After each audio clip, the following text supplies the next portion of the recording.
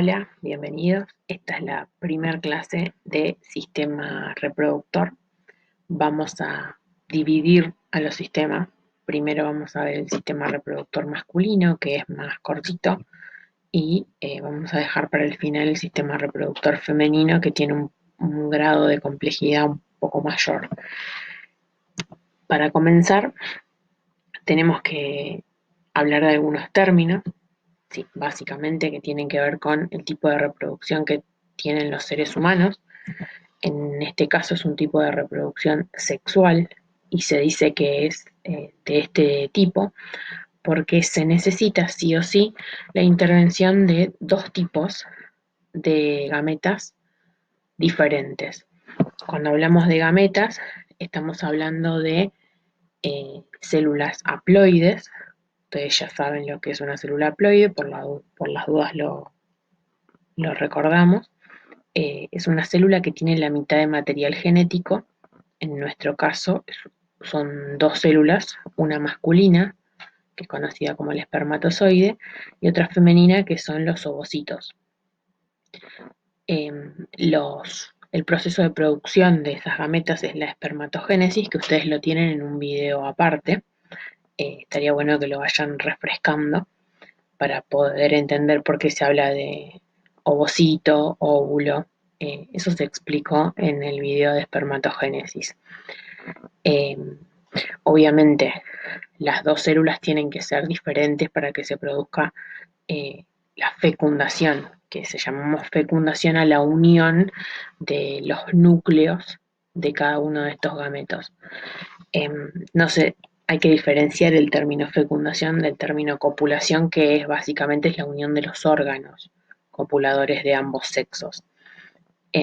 Luego de la fecundación, que es cuando se une el núcleo y el material genético de cada una de estas células, se va a formar una célula diploide, se restablece el número de ploidía de la especie, en nuestro caso es 46, y esa célula diploide se va a llamar célula huevo o cigoto. A partir de este cigoto va a producirse la segmentación, divisiones mitóticas muy rápidas que no aumentan el tamaño, sino el número de células, eh, y a partir de ese blastocito se va a desarrollar un embrión y luego un feto y más tarde un individuo nuevo. El tema de desarrollo embrionario lo vamos a ver en un video aparte también.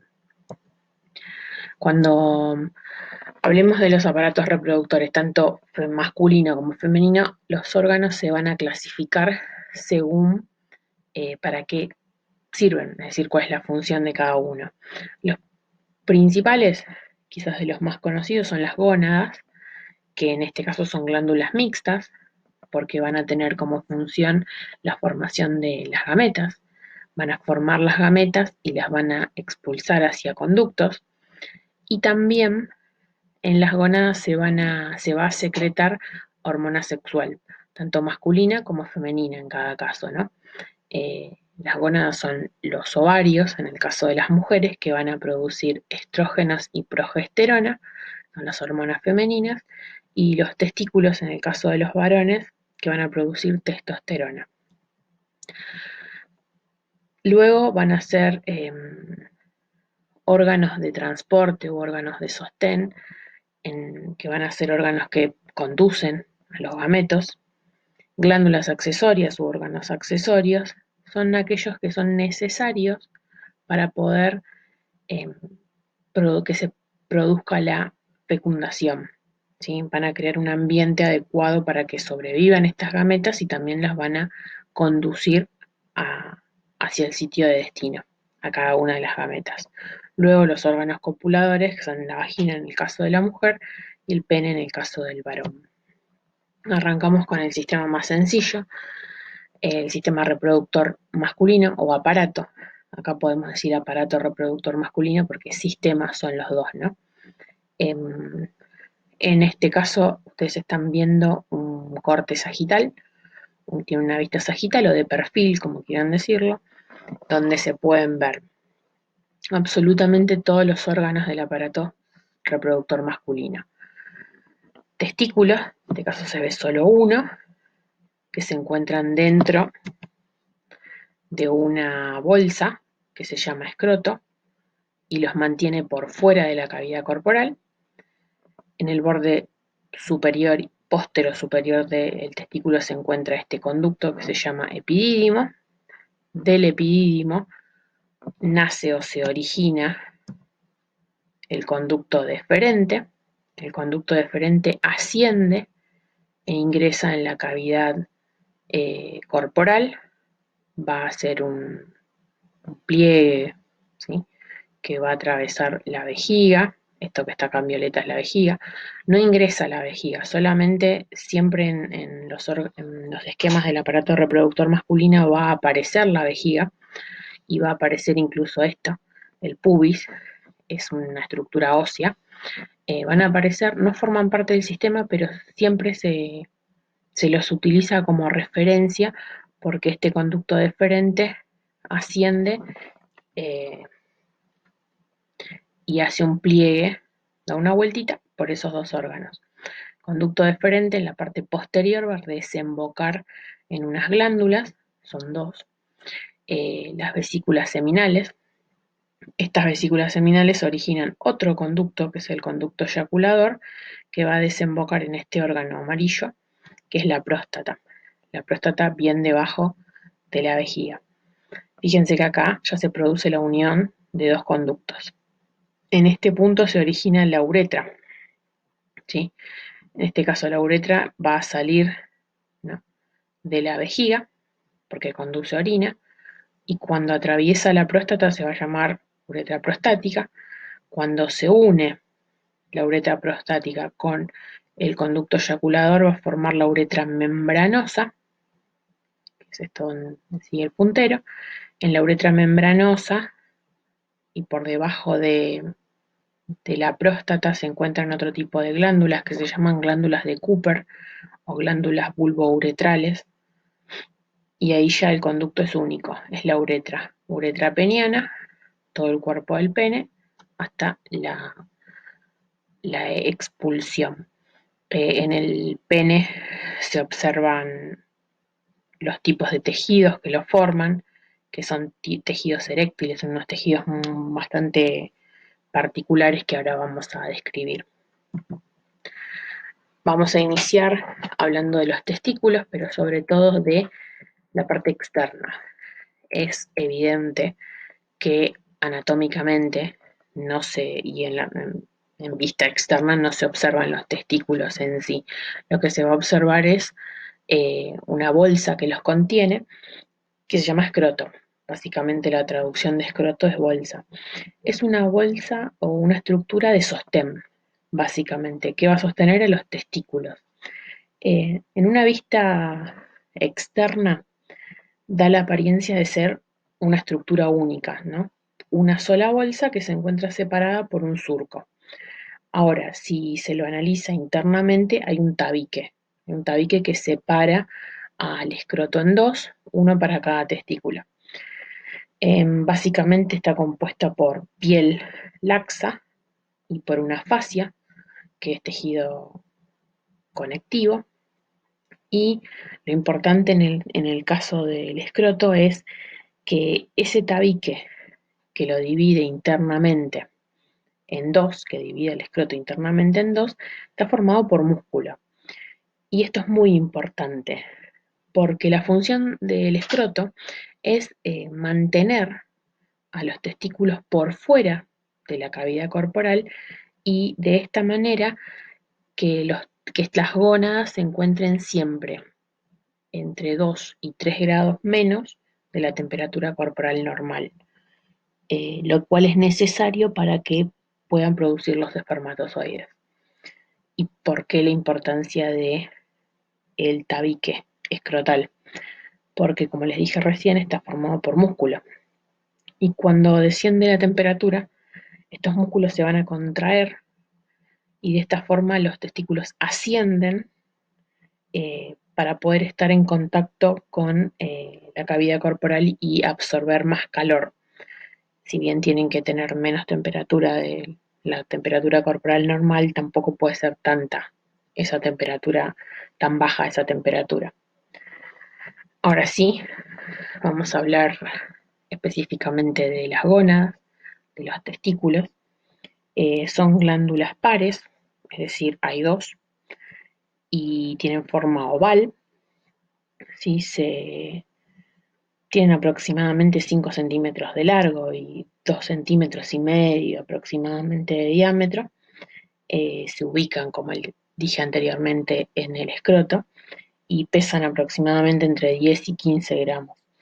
En el periodo de desarrollo de organogénesis se van a desarrollar cerca del riñón y a mediados del séptimo mes de gestación comienzan a descender. Es muy conocido, hay muchos casos en los que ese descenso no se produce en forma completa al momento del nacimiento y se le da un tiempo y pasado ese tiempo ya es necesario intervenir quirúrgicamente. Lo importante es que en el interior, es decir, si se realiza un corte del testículo, se va a ver que bien claramente que estas gónadas están rodeadas de una túnica fibrosa, que es tejido conectivo fibroso, una cápsula, mejor dicho, que lo van a proteger, y esa cápsula se va a proyectar hacia adentro, como se ve acá, se proyecta hacia adentro y divide a la gónada o a los testículos, los divide en distintos segmentos. A cada uno de los segmentos se los va a llamar lóbulos y van a estar divididos por distintos tabiques. Adentro de cada lóbulo van a existir aproximadamente entre 200 y 300 túbulos seminíferos, ¿sí? Tubos o túbulos seminíferos. Esos tubos seminíferos es importante porque es donde se van a originar los espermatozoides. Y podemos identificar básicamente 3 tipos de células. Las primeras, nuevamente les digo, esas células de las que hablábamos en el video de espermatogénesis, las espermatogonias, que son las células a partir de las cuales se van a originar los espermatozoides. Esas células que van a sufrir meiosis. El otro tipo de células son las células de Sertoli. Las células de Sertoli son células grandes eh, que tienen una función, básicamente es mantener la espermatogénesis, porque fíjense que tienen como muchos pelitos, muchos cilios, ¿sí? Esos cilios le permiten proteger a los espermatozoides en formación, esos espermatozoides inmaduros. Si recuerdan, en espermatogénesis hablábamos de espermátida y luego de espermatozoides. Esos espermatozoides que aún no están en formación son protegidos por estas células ciliadas, que son células muy grandes, tienen muchas proyecciones, y los protege. A ver, ¿de qué los protege? Voy a intentar hacerlo de una forma más sencilla. Ustedes piensen que los espermatozoides son células diferentes para el cuerpo. ¿Por qué? Porque el cuerpo, en el caso del varón, todas las células somáticas contienen 46 cromosomas. Los espermatozoides o espermátidas van a ser células que contienen la mitad de material genético. Entonces, ¿cuál es el riesgo? Que los elementos de la defensa, llámese glóbulos blancos, por ahora lo dejamos así, todos los elementos del sistema inmune van a buscar atacar a esa célula extraña. La atacan porque es algo extraño, es algo diferente, algo desconocido. Entonces estas células de Sertoli lo que hacen es proteger a los espermatozoides inmaduros. ¿Cómo los protege? Básicamente formando una barrera que se llama barrera hematotesticular. Esa barrera va a separar a los espermatozoides inmaduros, llamémosle así, de todo el contenido sanguíneo. Como ustedes saben, la sangre es la que transporta los elementos del sistema inmune. Entonces, si se forma una barrera, el sistema inmune no va a atacar a esos espermatozoides en formación. Va a evitar la respuesta inmune contra esos espermatozoides. Entonces, así como en forma de resumen, las células de Sertoli lo que van a hacer son el sustento y la protección de los espermatozoides inmaduros, la nutrición, ¿sí? Y una vez que ya están preparados, los libera hacia la luz del tubo seminífero para que continúen su camino. El otro tipo de célula son las células de Leydig. Las células de Leydig son las encargadas de producir testosterona. Si tenemos que hablar de estimulación hormonal, como yo les puse en la clase les escribí un poquitito de qué se trata esta estimulación hormonal, las células de Sertoli van a recibir el estímulo de una hormona que se llama folículo estimulante. Entonces, cuando ellas reciben la hormona folículo estimulante, la respuesta va a ser liberar a esos espermatozoides en formación. Es decir, estimula la formación de espermatozoides. Sin embargo, las células de Leydig van a recibir el estímulo de la hormona luteinizante. Esta hormona luteinizante hace que las células de Leydig liberen testosterona. Y es la testosterona la responsable de las características sexuales masculinas, que tienen que ver con el crecimiento de los órganos genitales, la aparición de vello púbico, de vello facial, en la parte anterior del pecho. Obviamente que esto está determinado genéticamente también, ¿no? Pero eh, el engrosamiento de la voz, los varones tienen la voz más gruesa y eso se debe básicamente a una modificación en el cartílago laringio que ya habíamos hablado también, porque crece la laringe, entonces el tono de voz es un poco más grande, más grueso, perdón, más grave. También se desarrolla, estimula el crecimiento muscular. Los hombres tienen más fuerza porque tienen mayor masa muscular y el crecimiento de los huesos. Básicamente cuando se llega a un pico muy alto de testosterona es cuando los huesos dejan de crecer. Entonces la estructura corporal del varón es mucho más grande por efecto de la testosterona. Y en sí el crecimiento corporal cumple un cierto patrón y es que la espalda de los hombres es más ancha y la cintura es más fina, o sea, crecen una especie de forma de triángulo. Eso es un patrón de crecimiento que lo determina la testosterona. Una vez que ya describimos a los testículos, que ya hablamos de las células que lo conforman, vamos a sacar la conclusión de que en los testículos se liberan los espermatozoides y las hormonas sexuales. La hormona sexual masculina por excelencia, que es la testosterona. Ahora vamos a hablar del siguiente tipo de órganos, que son los conductos. No es complicado, simplemente es importante que respeten el orden. Nosotros ya acá en este dibujito los tienen pintaditos. Testículos por encima, epidídimo, conducto deferente, vesículas seminales, eyaculador, uretra. Ese es el orden. Ese es el orden que van a seguir los espermatozoides para ser expulsados. Epidídimo, conducto deferente, conducto eyaculador, uretra. Entre conducto deferente y conducto eyaculador hay una glándula, que es la vesícula seminal, y entre conducto eyaculador y uretra hay dos glándulas más, podríamos decirlo, que son la próstata y las glándulas bulbouretrales o las glándulas de Cooper. Arranquemos por el primero. El epidídimo. Ok.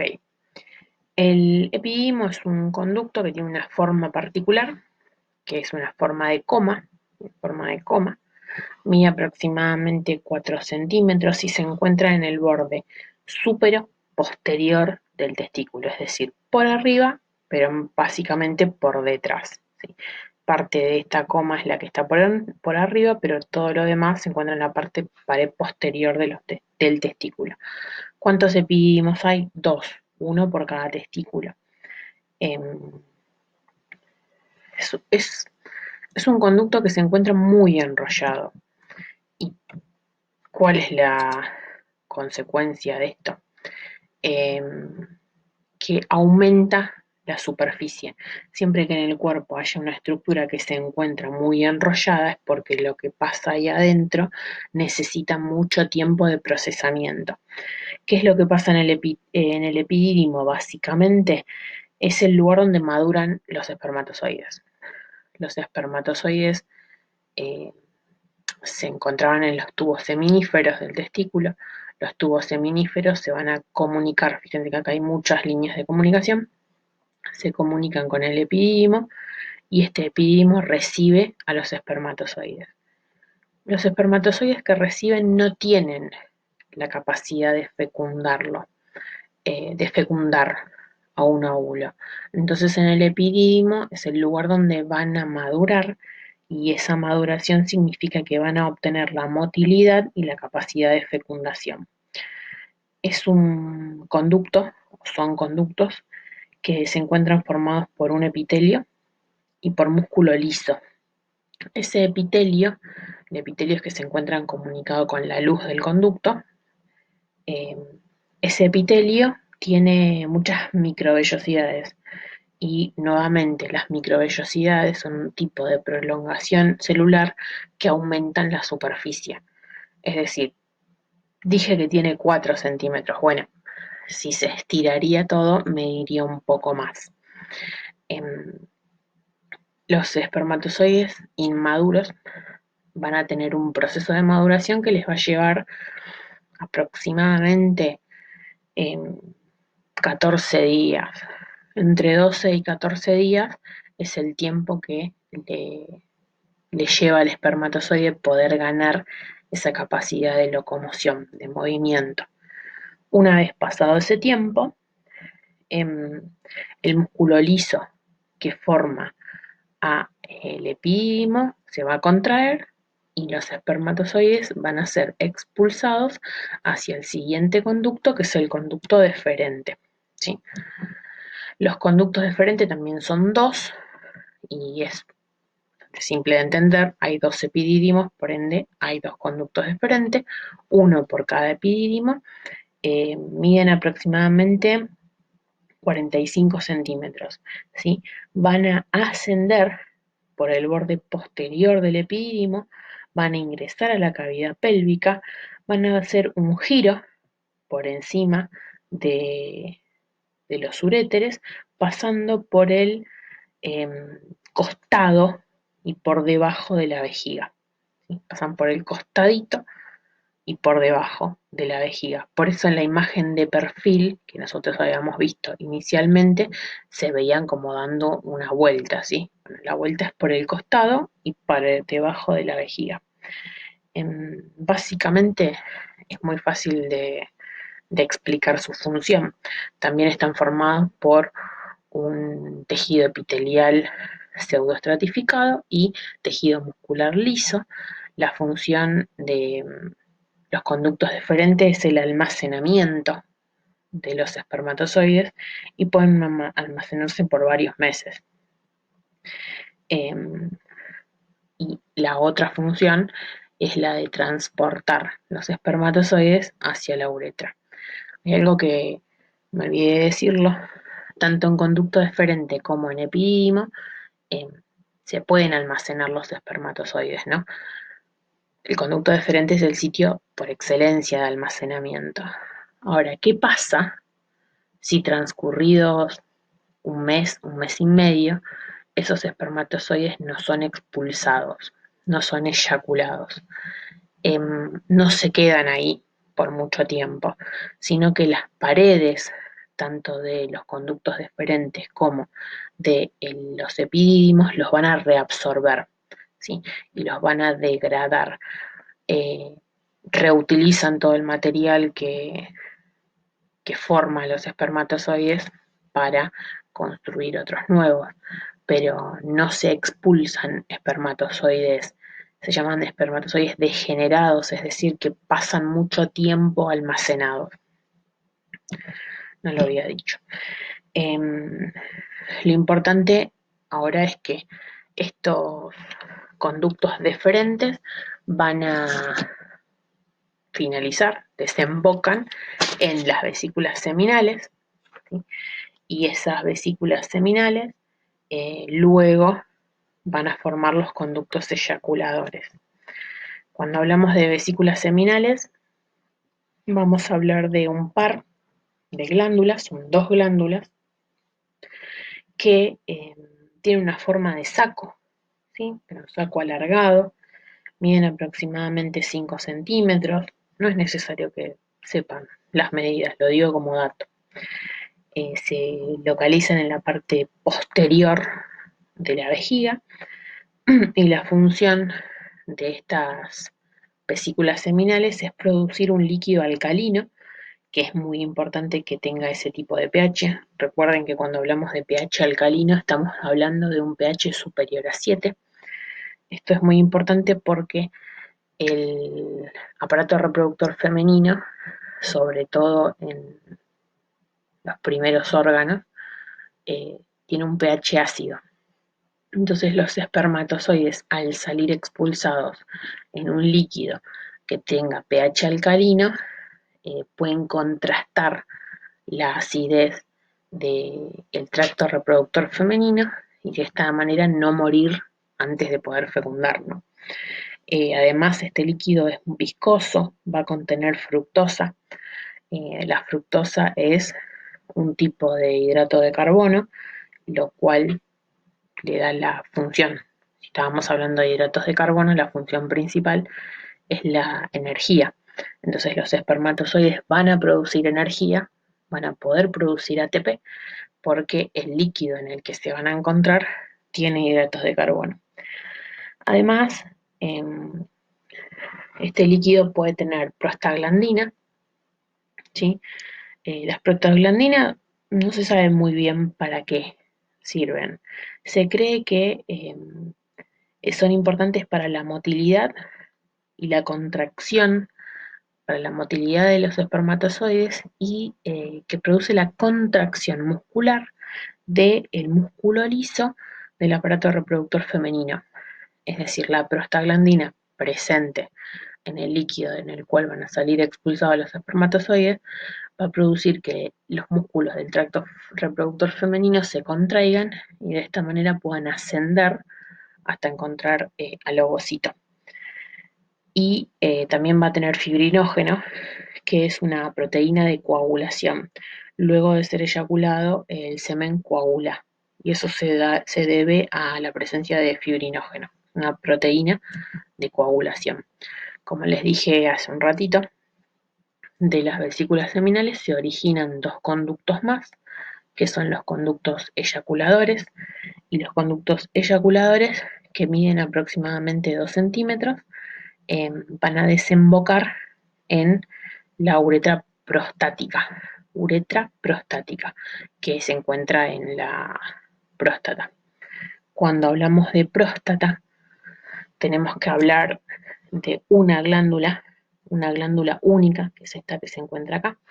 Se encuentra por debajo de la vejiga, ni bien desemboca la uretra, bien en la salida del piso de la vejiga se encuentra la próstata.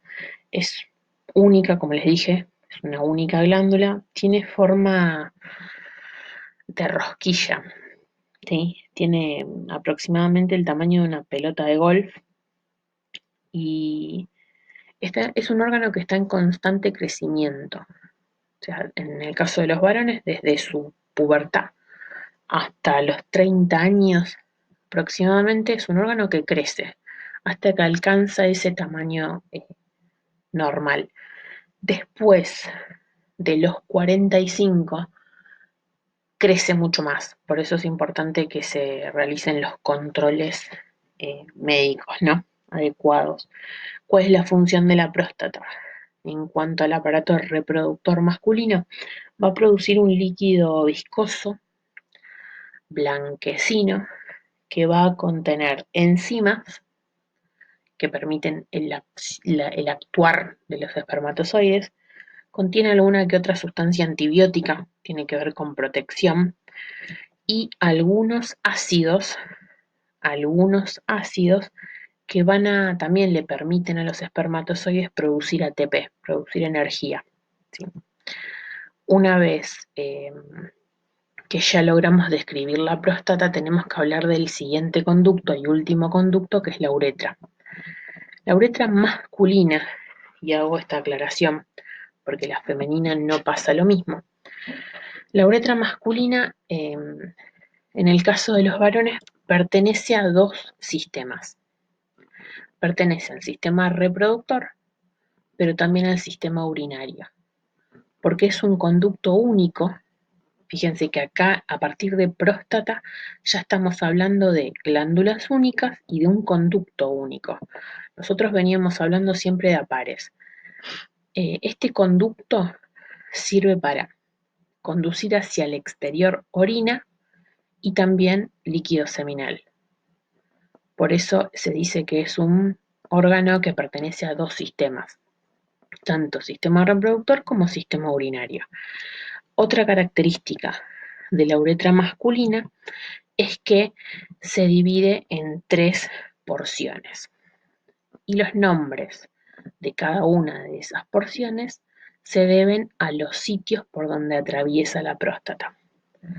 La primera porción es la uretra prostática. Se llama uretra prostática porque es la que se origina. Ni bien sale de la vejiga, todo esto es vejiga, que se almacena orina, todo esto es vejiga, se almacena orina, como dije recién, disculpen, se origina la uretra y el primer órgano con el que se encuentra es la próstata. Por eso, todo esto es uretra prostática. Una vez que la uretra sale de la próstata, tiene que atravesar los músculos del piso de la pelvis, que también se llaman periné. A esa porción que mide aproximadamente 1 centímetro, es la más pequeña de todas, se la llama uretra membranosa. Entonces ya tenemos dos porciones. Uretra prostática, la que atraviesa la próstata, que mide aproximadamente 3 centímetros, es la longitud que tiene la próstata, 1 centímetro de uretra membranosa, y luego ya se encuentra con la raíz del pene y todo el cuerpo peniano. Por ende, uretra prostática, membranosa y uretra peniana, también llamada esponjosa. Antes de describir al pene, hablamos del último tipo de glándulas, que si ustedes observan tienen vejiga, uretra prostática, membranosa y esponjosa peniana. En la uretra membranosa, prácticamente en el origen de la uretra peniana, va a desembocar un conducto que no lo vamos a mencionar, pero sí es importante la glándula que está asociada a ese conducto, que son las glándulas de Cooper o glándulas bulbouretrales. Las glándulas bulbouretrales tienen el tamaño de una arveja, ¿sí? Y se encuentran por debajo de la próstata. Van a desembocar en la uretra esponjosa o peniana y van a producir un líquido alcalino, nuevamente alcalino, y les recuerdo que ese líquido alcalino sirve para neutralizar el pH, pero en este caso el pH de la uretra masculina, porque como dije hace un ratito, la uretra masculina transporta líquido seminal y también orina. La orina es un líquido, un compuesto ácido. Entonces, antes de ser eyaculados los espermatozoides, las glándulas pulvouretrales o las glándulas de Cooper van a secretar un líquido alcalino que va a neutralizar el pH de la uretra masculina, que se encontraba ácido porque conduce con mayor frecuencia a orina. Entonces, esto es importante porque neutralizando el, el pH de la uretra se evita que los espermatozoides mueran en la uretra, porque el pH ácido las mataría a los espermatozoides. Ahora sí, el órgano copulador masculino eh, es el pene. ¿Sí? Es un órgano que se encuentra formado por un tipo de tejidos muy especial, y estos tejidos tienen un nombre particular. Eh, Vamos a decir que es eh, la vía de paso para la eyaculación de semen y orina. Es un órgano que tiene la forma cilíndrica, se va a dividir en un cuerpo, un glande y una raíz. El cuerpo básicamente va a estar formado por tres masas cilíndricas, dos de las cuales se van a llamar cuerpos cavernosos, que se encuentran por encima de la uretra, y uno se va a llamar cuerpo esponjoso, que va a rodear a la uretra. Estos dos tipos de tejidos, que son tres masas en total, se van a llamar tejidos eréctiles. Estos tejidos eréctiles van a estar formados por numerosos espacios sinusoides. ¿Qué significa sinusoide? Son espacios, ¿sí?, sanguíneos, que van a estar rodeados por células endoteliales y músculo liso, pero como para entenderlo son espacios huecos, ¿sí? Espacios huecos que ante algún estímulo se llenan fácilmente de sangre. Como les dije hace un ratito, el pene va a estar formado por dos tipos de tejidos. Los tejidos eréctiles, que son estos tres que mencioné, y los siguientes tejidos son las cubiertas. Las cubiertas, bueno, desde adentro hacia afuera, van a tener una envoltura fibrosa, que se llama fascia, músculo liso y piel. ¿Sí? El, el cuerpo esponjoso en la parte anterior del pene va a tener un ensanchamiento, y ese ensanchamiento se lo va a llamar glande.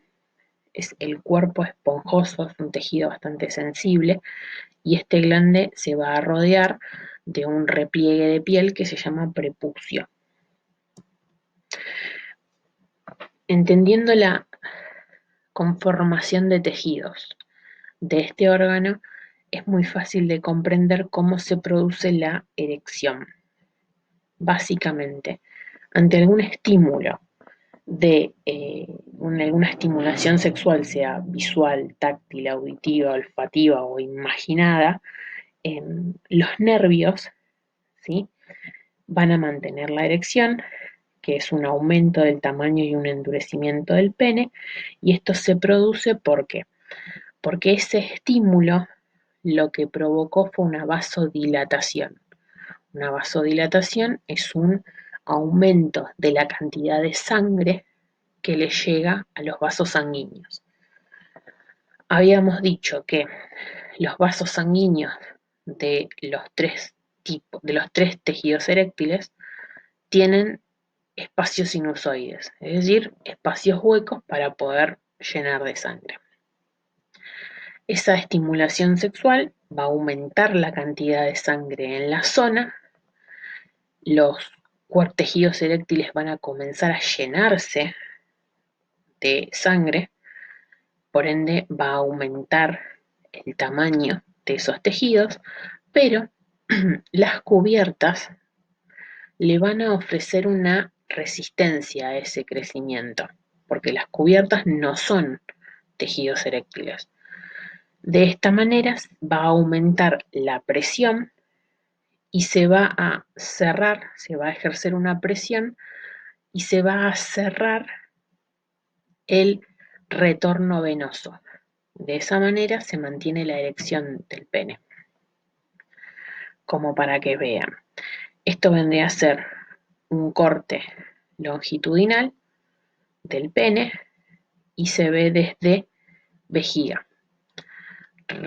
Repaso nuevamente todos los conductos. Vejiga. Les dije que luego del orificio de la vejiga se origina la uretra. Esa uretra, el primer órgano por el cual vas a atravesar, es la próstata. La próstata ya va a producir un líquido. Por debajo de la próstata tiene que atravesar los músculos del periné. Entonces, esta porción pequeñita es la uretra membranosa. Fíjense que en la uretra membranosa ya se ven las glándulas de Cooper. Estas glándulas de Cooper desembocan en la uretra esponjosa. Esto es lo que se conoce como la raíz del pene, esta región. La uretra, fíjense que se encuentra rodeada de una pequeña masa lateral, que es el cuerpo esponjoso, va a rodear siempre a la uretra y en la parte anterior va a tener un ensanchamiento formando el glande. Por fuera del cuerpo esponjoso se encuentran dos masas que son los cuerpos cavernosos. Un cuerpo cavernoso y el otro cuerpo cavernoso. Fíjense que se observan bastante espacios vacíos, como espacios huecos. Bueno, esos espacios son los que tienen un gran aporte de vasos sanguíneos y los que se van a llenar de sangre. Ahora, si se hace un corte transversal al órgano, se van a observar bien grandes los cuerpos cavernosos, el cuerpo esponjoso un poco más pequeño y en el centro la uretra. Cuando estos espacios se empiecen a llenar de sangre, van a hacer una compresión a las venas que se encuentran en esta región, en la parte de atrás. ¿Sí? Dorsal significa atrás. Al ejercer esa compresión, toda esa sangre se queda acumulada en esta región y no puede retornar a la circulación mayor. Ese es el tiempo que va a durar la erección. Ahora ya describimos toda la anatomía, tanto externa como interna, del órgano sexual masculino. Nos queda hablar un poquitito de lo que es la regulación hormonal. Si bien esto es un tema que los vamos a ampliar cuando veamos sistema endocrino, vamos a hacer como un pantallazo así muy simple, ¿no? Existe una glándula que se encuentra, si ustedes se lo imaginan, es entre los ojos y en el nacimiento de la nariz, en el medio de la cabeza. Esa glándula se llama hipófisis. La hipófisis es una de las glándulas más importantes del cuerpo, ¿sí? Y la parte anterior de la hipófisis, es decir, la de adelante, produce un grupo de hormonas que se llaman gonadotrofinas.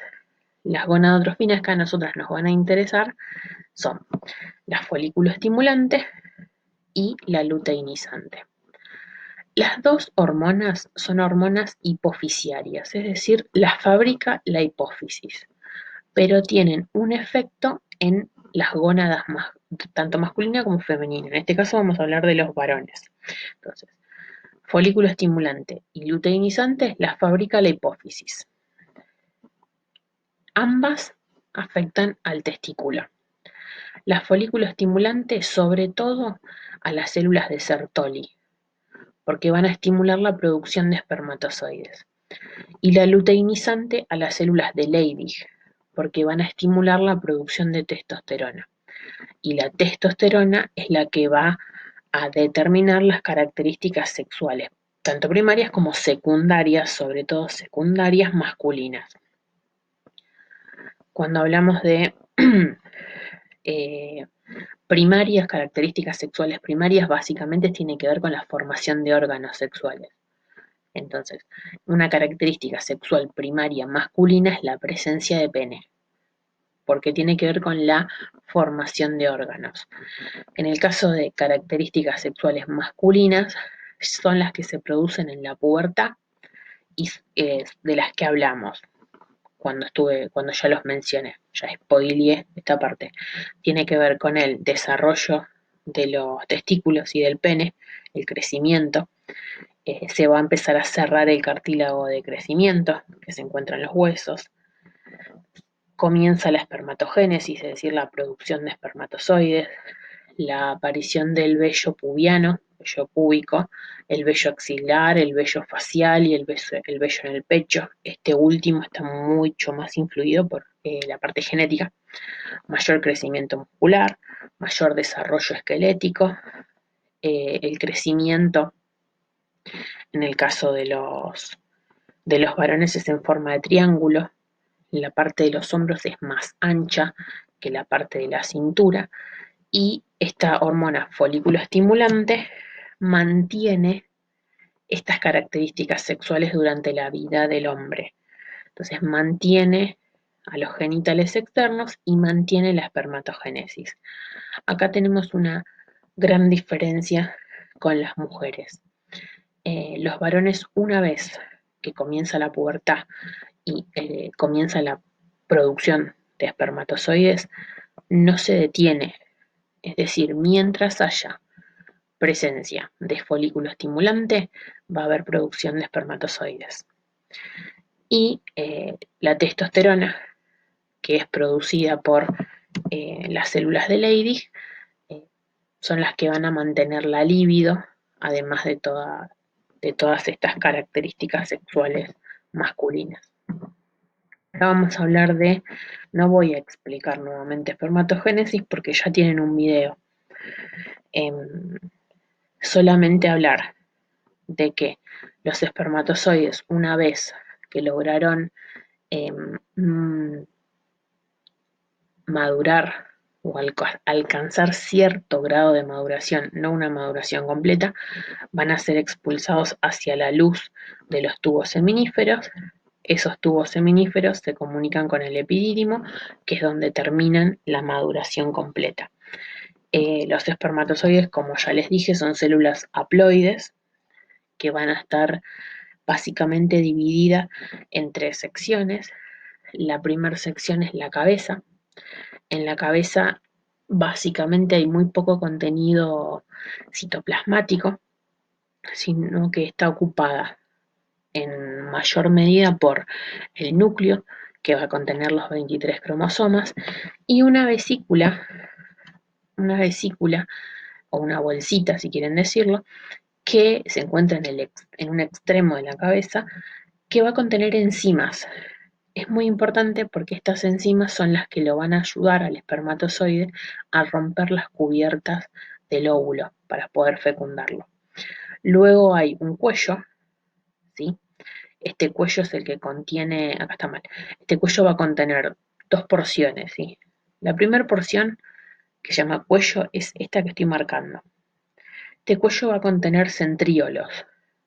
Si recuerdan la función de los centríolos, es los centríolos están muy asociados a la formación de microtúbulos y esos microtúbulos son necesarios para construir el resto del espermatozoide. La otra porción del cuello se va a llamar pieza intermedia, que es donde van a haber muchos mitocondrias en forma espiralada, y estas mitocondrias, como ustedes ya saben, se caracterizan por tener como función la respiración celular y mediante ella la generación de ATP, la obtención de ATP. ¿Para qué necesita ATP el espermatozoide? Para poder moverse. Es decir, el ATP generado por estas mitocondrias le va a dar a la cola, que es el siguiente parte del espermatozoide, esa capacidad, ese movimiento en forma de látigo que le va a permitir desplazarse.